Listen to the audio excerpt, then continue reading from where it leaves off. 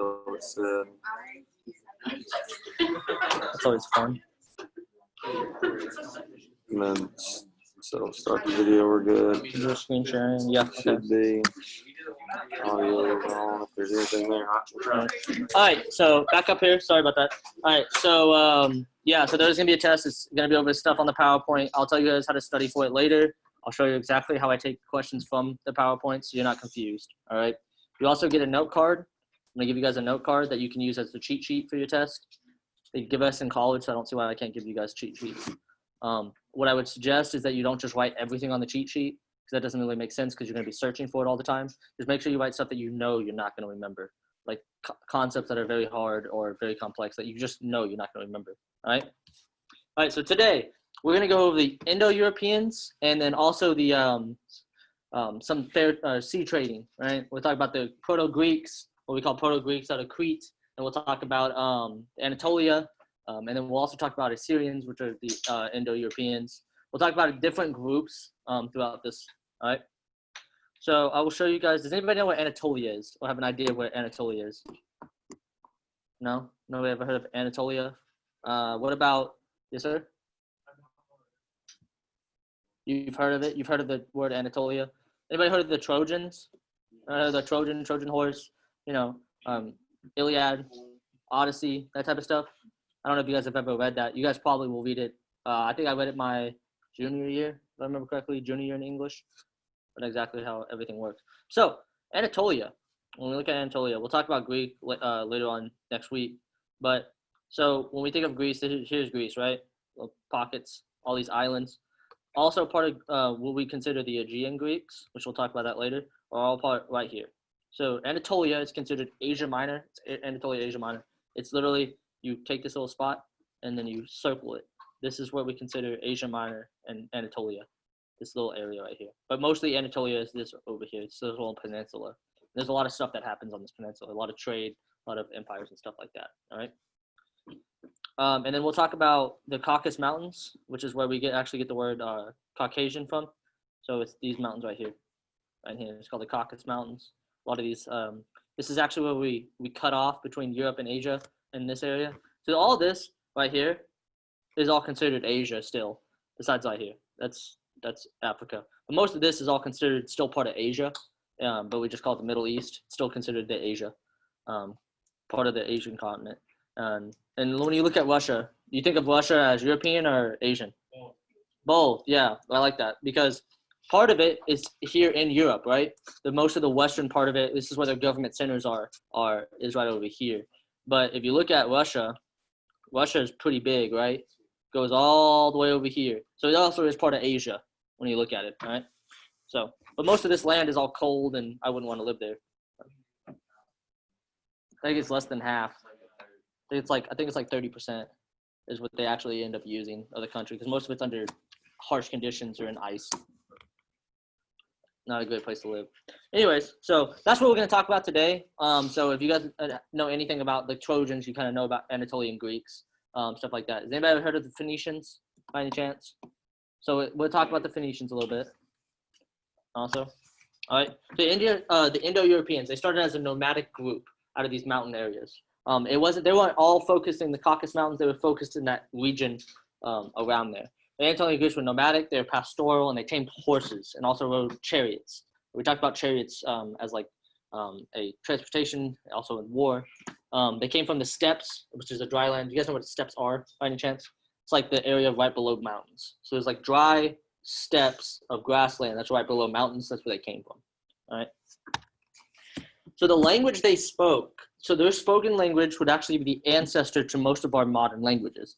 I don't know if you ever heard of how English is technically a Germanic language. Have you ever heard of the word Germanic languages? So it's like German. So you get the Germanic languages, you get the Slavic languages, which is like your Polish. Well, Polish is like German, and anyways, but your Ukrainian, Russian, that's Slavic languages. We get into Spanish, which is a Latin-based language. Some of these this language would turn into what we know as Spanish. Persians would use some of this. The Hindus, since they were also invaded by Indo-Europeans. So this language system that was created out of through cultural diffusion, right? So these people migrated, and their language would eventually spread throughout the world. All right. The Gaelic language is a little bit different. Those were kind of a little bit more independently. Those were more Norse-based, which would be in. They're still considered Germanic, but it's a subgroup of Germanic languages. Huh? Yeah, technically, Scottish language is considered a Gaelic language. Yes, it's good. So unexplained migration. So we know they migrated, but we don't know why. So about 1700 to 1200 BC, a lot of these Indo-Europeans migrated in all directions. So they would go from right here in this little area right here, all the way into Europe, up into the United Kingdoms and Ireland, up into Finland, Sweden, and Norway. They would also go down from here into Turkey, all the way into Iran, Pakistan, and India. They'd come up from this direction, that direction. They'd actually even go into like Mesopotamia, and then also into the Anatolia. They'd be called the different groups. They're called, we'll talk about in a little bit. I'll show you. It's called the Hittites, which is what we're going to talk about now. So the Hittites is a group of Indo-European speakers. They took control of Anatolia, which is Asia Minor, that we said, about 2000 BC. They would actually be direct competitors to what, remember a couple days ago we talked about Babylon. They'd actually be the competitors to the Babylonian Empire. Huh? Yes, the Babylonians, Gilgamesh is in the Bible. So these Babylonians that we know of that are part of the Western tradition also are also actual real civilization. So these Hittites were actually the direct competitors to the Babylonians. They actually would adopt some of the Mesopotamian languages, and so they would. So the Hittites, yeah. There's multiple wars. There's conquest. There's stuff like that because empires became like a big thing. So they borrowed ideas from Mesopotamian cultures. They adopted the Babylonian language. So I don't remember if it's they adopted it and only the nobles spoke the traditional language and the common people spoke Babylonian, or if it's switched. I'm not exactly sure. It might be switched. So these Hittites would adapt Mesopotamian culture and language, right? And they also were skilled in war. They actually brought iron technology to war. It was some of the first civilizations to start using iron, other than China. And so you would see this adoption of iron. So iron's a lot stronger. So in this case, it'd be a better tactic for war and stuff like that, and armor. Empires fall. It fell from other northern tribes, other Indo-European tribes, which I believe are called the Assyrians, so they're called. But they were basically other northern tribes that came in to attack them. So other Indo-Europeans. The Aryans, like we talked about last week, would actually invade what we think of modern-day Pakistan and India. And so they did that around 1500 BC. Vedas, I don't know for those of you who had Hindu or Buddhism, Vedas is a religious book or cultural book in Hinduism. And this is where you get some of the Hindu values and ideas from. So the caste system, you guys remember going over the caste system yesterday? Remember we talked about that, that hierarchical system, right? Where it was rigid. Could you move from caste to caste? No. After reincarnation. Could you do it so it'd only be until you died is where you can move into the caste system. And it was based on your karma. So it's very hard. It's what do you guys see a caste system, not a caste system, but like a social system we have nowadays? Huh? Okay, yeah. And so it's based on what? So which tax bracket you are, we have the middle class, we have the lower middle class, we have poor, we have these brackets of wealth.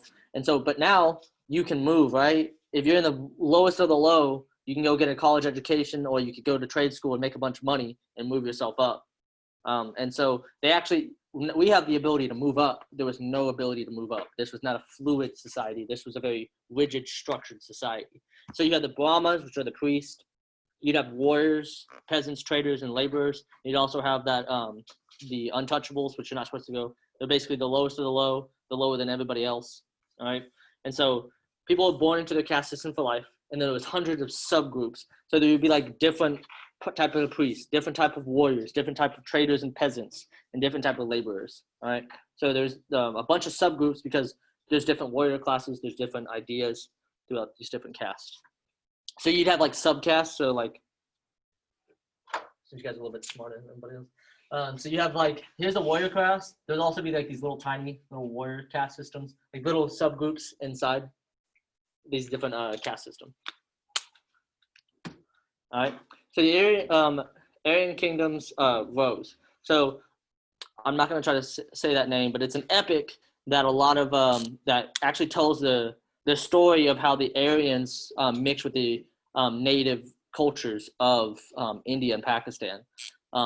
So this, when we talk about cultural diffusion, what was cultural diffusion again? Cultures mixing together. So you see this throughout time as different places get conquered, right? They have to assimilate or the cultures mix. We'll see this later on in the Persians. The Persians didn't practice assimilation. They would just accept that and let that culture still be practiced within their empire, but they'd actually still have a Persian culture. That makes sense.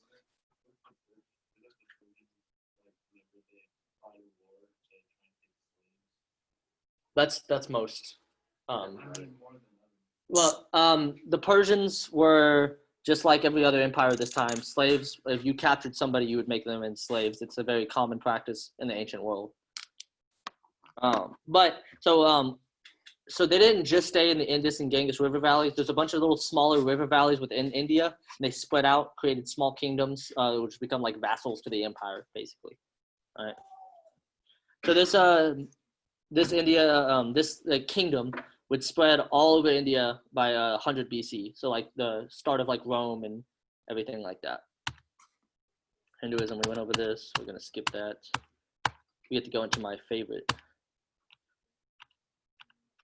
part of history. So I love this part of history because I love this culture. It's really cool. So the Mayans, powerful seafaring people that lived in Crete. Does anybody know what Crete is? It's a Greek island, right? So it's south of Crete. It's south of Greece. This little piece of this little island right here. This is the Mayan Empire, right in here. So what's this close to? What's it really close to? We got Turkey, so Anatolia, right? Where else? Egypt. I heard Egypt. So the Egyptian Empire, right? So when we talked about Egypt, what do they not have a lot of? Okay, not water. Yes, they had it was in the desert. But what else? Iron, raw materials, right? So wood, stuff like that, stone, stuff like that. So they would get a lot of that from the Anatolia. Gold, food, textiles, stuff like that. So this little area would trade with this area, and this was kind of like the go-between. So it's kind of in the middle of the Mediterranean, right? So this actually, there was a proto group called the Romans, called the Etruscans. So they were starting to get developed. There was this island over here had a lot of Sicily had a lot of actual people on this. Corsa and were actually large groups, little tiny civilizations that were starting to pop up. These would be like the proto-Romans is the best way to put those. But they would so this Crete civilization would trade with all these other. It became the go-between for trade. Why do you think that's important?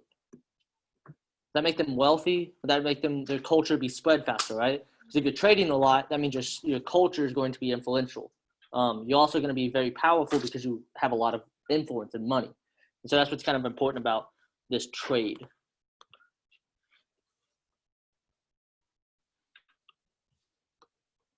So yeah, they dominated trade in the Eastern Mediterranean for almost that's 600 years. It's about 600 years. That's a long period of time to be dominating everything. But their cultural influence, especially for the Greeks, they became what we consider the Proto-Greeks, and so their culture we could see it now. Now we still see it now, but it was very influential on the Greek city-states. So unearthing they unearthed it. An excavation of Kronos, which is their capital city, and the Mayan civilization revealed that Mayans were peaceful, athletic lovers of nature and beauty. So they have these things called frescoes, which are these paintings that they would put on walls of palaces in their homes. All right, and then also women had major roles in their society. So not just they weren't just allocated to certain household things. They actually could go run for positions of high status. They could own businesses, stuff like that. So they actually had a lot of rights compared to other civilizations. They sacrificed animals, and sometimes people to gods. So they would sacrifice animals. What do you think is one of their sacred animals? Sheep. That's a good one. I mean, they did have sheep and lamb and stuff like that, huh? So cow. We're gonna get into that. It's very good. So they had this tradition. I don't know if you guys ever heard of bull jumping. Ever heard of bull jumping or leaping of the bulls? So what they would do is they would actually, there's a sport that they created. They created one of the first sporting events. It's like what we consider like the Olympics now. They'd line up, look at a bull, and instead of riding the bull, they would jump over the bull. Kind of like hurdles, yeah. You ever seen bullfighting? So it's like that without killing the bull. You don't throw spears into it and stuff like that. So there's still this tradition carried on today in Spain. So watch a little video of this. Todo el mundo sabe que un toro te puede quitar la vida, pero yo no pienso así, yo pienso todo lo contrario. A mí un toro me dará.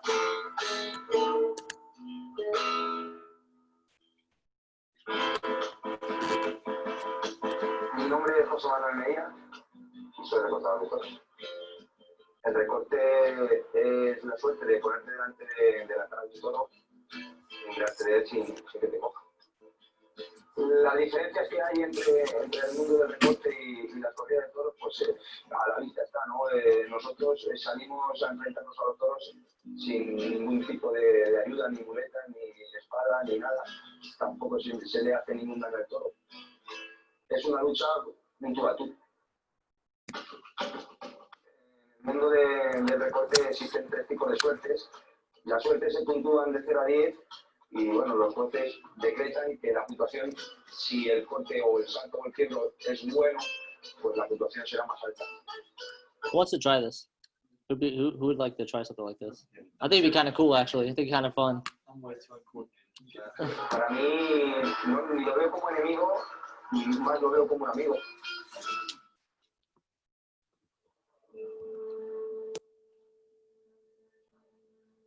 Yo desde pequeño, siempre, desde muy pequeño me han gustado mucho los toros. Y yo empecé pues con 8, 9, 10 años en las carreras. So he was like 8, 9, and 10 practicing. Con marquillas chiquititas y tal. Yo dije cuando empecé en este mundo que cuando fuese padre dejaría de recortar, pero al final he sido padre y soy incapaz de poder dejarlo.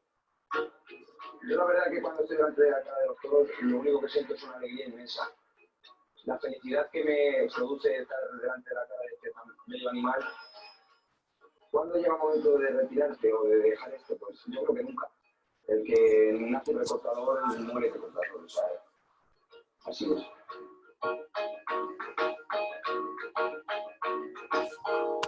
So pretty cool, right? Pretty cool, right? I don't know. Maybe. Fame and honor. No, that's not where you'd be. I'm just getting paid in. Isn't that kind of cool though? Like think about like something dangerous like that they created to a sport. It's like bull riding or something like that. It's something, you know, and they're not wearing like flak jackets or helmets and stuff, right? Like when we see like some bull riders they wear those like heavy jackets. They wear, you know, chaps. They wear, some of them wear helmets. Some of them wear cowboy hats. This is just in their clothes out there running around, jumping over bulls, dancing with bulls, stuff like that. What about something else they created? Has anybody heard of Greco-Roman wrestling? Anybody ever seen Greco? You've seen it? So it's not like what we see. Have you guys seen freestyle wrestling before? Like how OU, Texas, Oklahoma State, Indiana, like those mostly Midwestern schools, they do freestyle wrestling. So something that came out of is Greco-Roman wrestling. So we'll show you a little bit of Greco-Roman wrestling.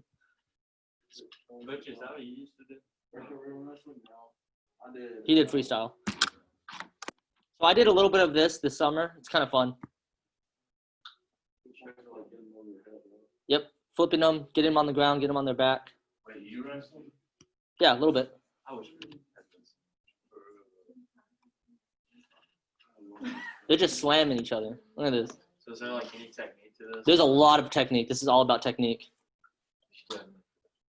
Oh, exactly. Oh, God. CTE. Wrestling's like really good. Oh yeah, my dad was a wrestler, and he was a good tackler. It makes you really good at tackling. So you know, you see people flipping each other, they're grabbing each other, they're flipping. Pretty cool, right? So I did this summer. It's a lot of fun. It's something I would suggest that everybody try it once.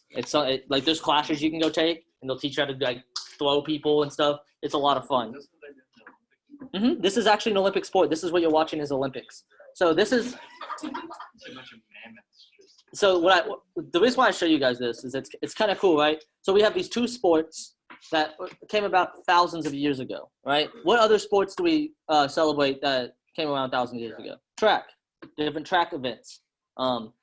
What's a little bit different is they mostly would do this naked and covered in olive oil. It's a little funny, right? I think it's a little weird. Different time period. We don't do that anymore, right? We wear, bodysuits and stuff like this. But that's how they would do it. But, there's these – so we see these cultural events like sports that we still do today. And so it shows you that we don't just live in the future. We also live in the past at the same time. These ideas and cultures that were created way back when is something we use now. It's something that is still relevant today, right? So we still have Greco-Roman, we still have track, we still have governmental systems created by the Greeks, right? We have democracy, republics, those were created by the Greek ideas, right? So we have these things that are old, but they're actually still stuff we do now in the present. Yeah, that stuff's fun. It's actually, it hurts, but it's fun. Well, I don't know if anybody's ever done boxing. It's a lot of fun. It's a lot of fun. Oh yeah, it's a ton of fun. I did MMA this summer, so I did a little bit of everything. I like to do things. I like to try things. It's fun. So we talk about these civilizations. So King Minos. Does anybody know the Minotaur story? Anybody heard of the Minotaur story? The Minotaur in the labyrinth, right? Hercules, where he goes and so the story is this king's wife was he would always show her off because she was so beautiful. So the gods punished the guy by making her have a kid with a bull, a very popular bull. You can fill in the dots as it goes. And then she gave birth to this Minotaur, half man, half bull, right? And so that's where you get the story from. The Minotaur story comes from Minoans. Yeah, he would go and kill people. So they created. So the Minotaur, this is actually from pottery. This is actual pottery from ancient Crete, the Minoans.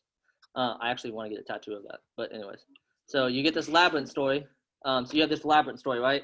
We talked about the labyrinth. Hercules goes there, kills the Minotaur, right? It's part of his challenges. And so this story actually came out of this civilization. And you also can see the bull riding. This is a very popular picture. This is actually on one of my history books in college. Is this actual this picture right here? This is when I talk about frescoes. This is what I mean by frescoes. Sorry, this is like my favorite time period in history. So like we also see these palaces that look like this, and you kind of see these little colorful frescoes on the palace walls. Where's it at? Stuff like this. It looks at like nature. They said they would very love nature. So these nature murals. You have dolphins. Stuff like that. It actually looked like this. It's the best way to look at it. The dolphins and fish. So they were a seafaring people, so their art would reflect a seafaring ideas, right? So yes, we have this civilization that would come out of Crete. And they were focusing mostly on trade, and that's how they made most of their money, most of their stuff. So this culture kind of came to an end abruptly.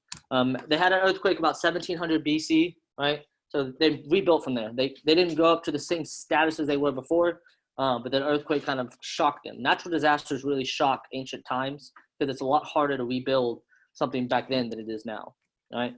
But the nail in the coffin was an earthquake, a major earthquake, and a volcanic eruption on the island of Crete, right?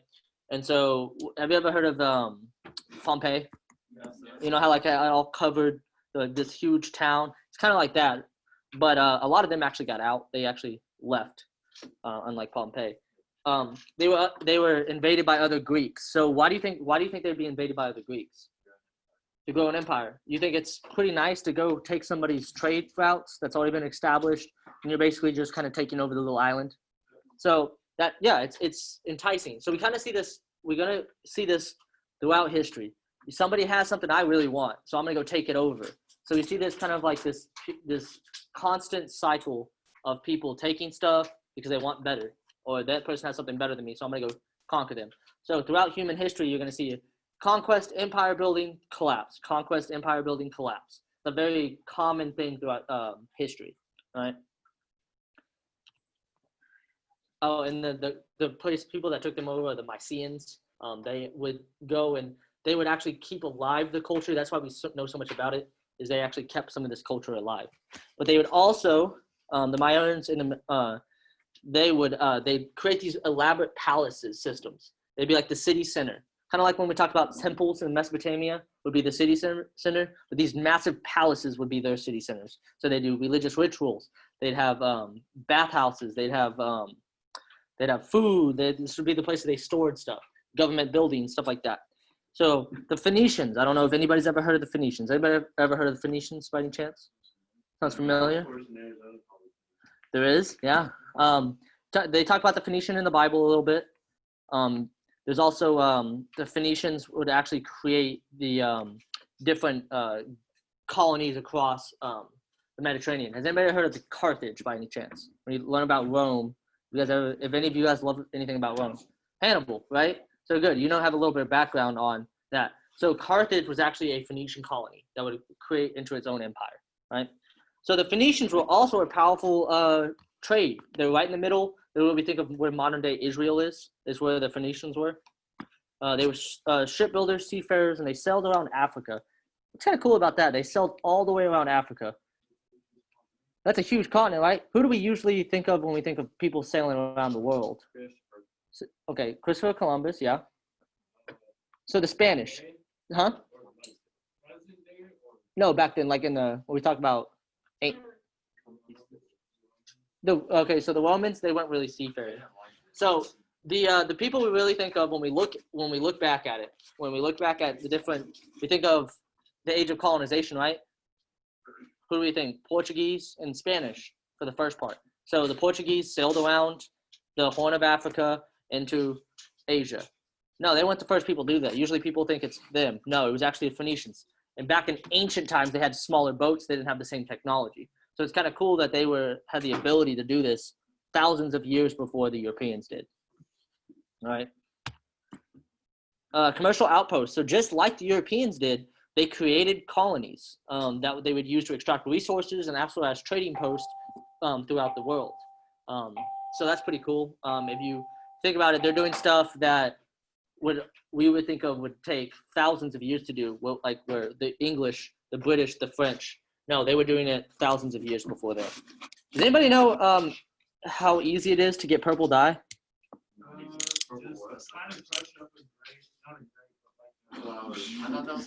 I thought you got a flower and that's why. Good. So he brought this up. Purple dye is actually one of the hardest naturally occurring dyes. It's the hardest one to get, one of the hardest. So purple would actually be the signification of wealth and power and royalty. And through most of the ancient times, even into the Middle Eastern, not Middle Eastern, the medieval period, and even into colonization, purple is hard to make. Until they make synthetics, purple is a very hard thing to make. What they do is they take snails that have a certain pigment in their, they'd have a certain pigment in their shells that would create like a reddish purple tint.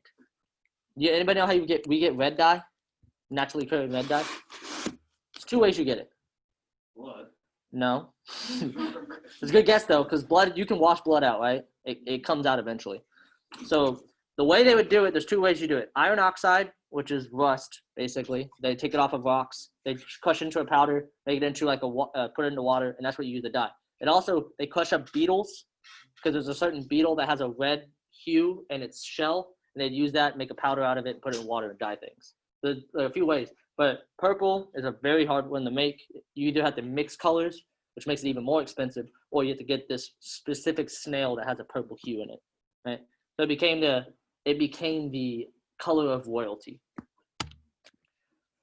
So the Phoenicians created one of the things that we use every single day.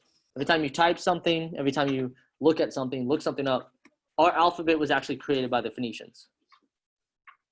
That's interesting, right? So usually, what's our alphabet look like? A, B, C. We have vowels and stuff. So it used to be a bunch of symbols like this, right?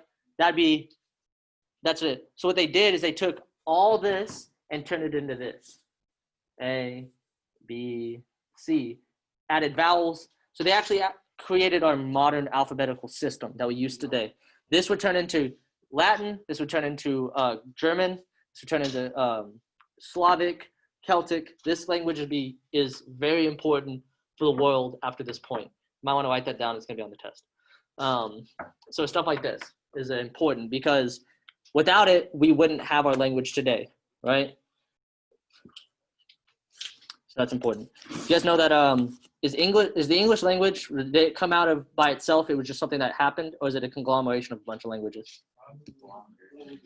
So the best way to think about English is you look at, so we have German influence. There's a lot of words that mean the same thing in German that they mean in English. French, some Latin, Spanish. It's a bunch of languages kind of put together. So it's a language within a bunch of other languages. Doesn't our language like sound really weird? Other people, yeah. It's hard to learn. It's one of the hardest languages to learn besides Chinese. Yeah, actually it's going to be the business language pretty soon. So trade links. So they traded with Asia, China, so all the way into Indonesia. Does anybody know what Indonesia is? So we look at China, right? There's China right here. So those are all those little islands. That's Indonesia. That's pretty far away from the Mediterranean. That's a large distance. We look at that. That's a large distance, right? Here to there. And they would do this by sea. So they'd sail around here, all the way around here, or they'd take routes into here, and then they'd sail out here and all into this area. So they could. There's different ways they did this. So they would go into this area. So the Phoenicians controlled a lot of this area. And so they would go into here to the Red Sea and maybe out into the Gulf and the Arabian Sea. All right.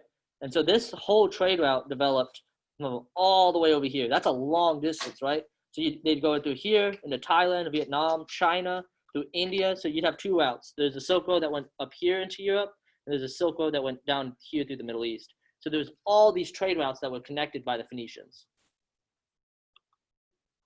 And so do you think if you have all this trade, you're going to trade your culture also? Your culture comes along. And so this is where you kind of see the fusion of culture from different groups. They start to learn about each other. They start to, we'll learn about this later. I'll tell you guys about this later. But China and the Romans knew about each other. They had trade and they had ideas that were passed along to each other, right? So trade helped spread culture, ideas, and religion. So we have religion spreading.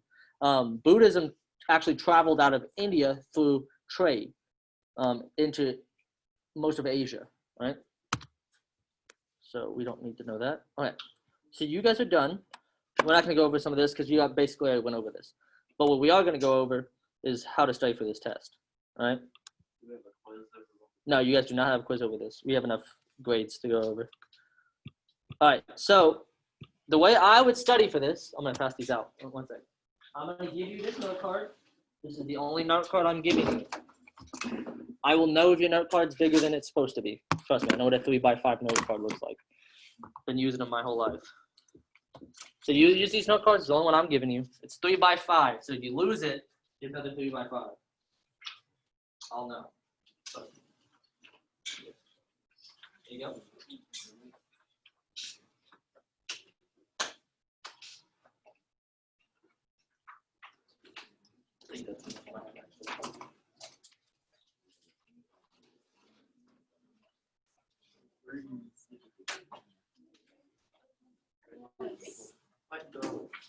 How long is this test?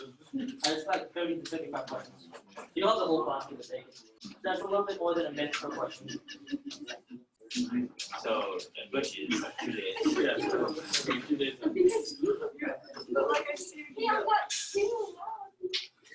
Shut up.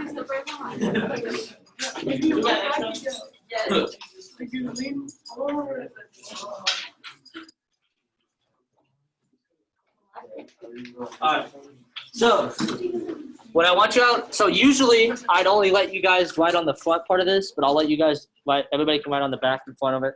That's fine. What I would say is don't just try to write everything down and then just try to look at the test and then go read through this constantly. What you want to do on these note cards is you want to put stuff that's important or stuff you know you're going to forget. Because if you just put everything on the PowerPoints onto this note card, you're going to be sitting there searching for it and wasting time. I'd rather you get through the test than just look at this the whole time and then not even get through the test, all right? It's better to get it done than actually not do it.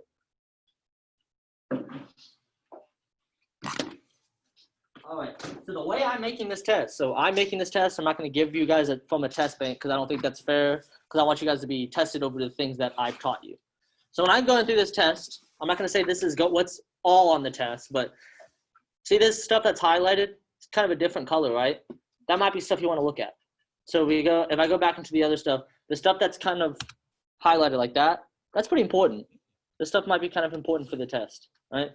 We have the Indo-European language family. I might make a test out of this because, so it's an important idea. Indo-European language came from this family. So I'd be like, okay, which part of these languages, which one of these languages is Indo-European? I might say English and Spanish and then give you a bunch of other random languages, right? So you would know it's English and Spanish. So stuff like that, stuff you need to study. Tested over like all of the slides that we've ever been through ever. Yes. Yeah. At least I don't have you guys read a book. You're gonna have a review on tomorrow. Yes. We're gonna review it tomorrow, but you also have till Tuesday to go through all your slides and then create your little cheat sheet. I thought there was a test like tomorrow. Yeah, it's tomorrow. Surprise. That's not good. So stuff like this. Hittites were a group of Indo-European speakers. I might ask you, hey, which groups were Indo-European speakers? Well, we're going to talk about a few of them in the slide, and so I go through and write them down. All right. So stuff like this. Maybe they were this first. So you just go through here. Stuff that I actually like when I talk about in the lessons. This is for future reference. Stuff I emphasize a lot might be on the test. All right. So like something like the caste system where it's like 1, 2, 3, 4 questions. Yeah, I might be able to put that on a caste system. Which for the caste system, the 4 castes or social classes developed are priest, warrior, peasant, trader, or labor. And I might take one of these out or take them all out and just put one. So just stuff like that you might want to look over. All right, kind of make sense? Any questions? It's all gonna be multiple choice. I don't want to grade short answer. That's annoying. Because then I have to go through and look at everybody's, and that's too much work. So yes, stuff like that is stuff you want to look at. All right, stuff like that's highlighted, stuff that's that I've emphasized in class that might also that's going to be on the test. I would go through and just look at some of those religions we went over. I'm not going to take a ton of questions out of those, but it's something to look at. All right. Sound fair? Sound like that's kind of a fair test? All right.